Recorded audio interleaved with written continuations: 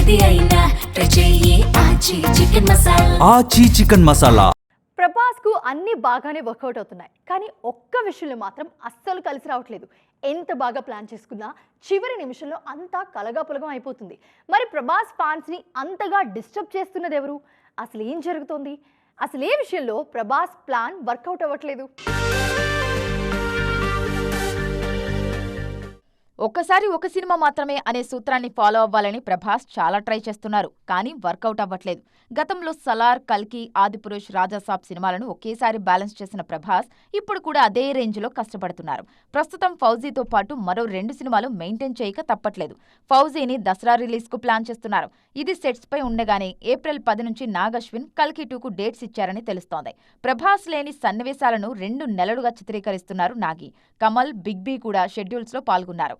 ఇప్పుడు ప్రభాస్ కూడా వచ్చేస్తున్నారు. దాంతోపాటు సందీప్ రెడ్డి వంగ స్పిరిట్ సైతం లైన్లోనే ఉంది. ఈ 3 భారీ బడ్జెట్ సినిమాలు దాదాపు ఒకే సమయంలో షూటింగ్ జరుపుకోనుండడంతో ప్రభాస్ డేట్స్ హాట్ టాపిక్గా మారాయి. ఇప్పుడు రాత్రింబవళ్లు తేడా లేకుండా సైమల్టేనియస్ షెడ్యూల్స్తో 3 డిఫరెంట్ లుక్స్, క్యారెక్టర్స్ను ఒకేసారి ఈ రేంజ్లో హ్యాండిల్ చేయడం ప్రభాస్కు ఎలా సాధ్యమవుతుందో మరి.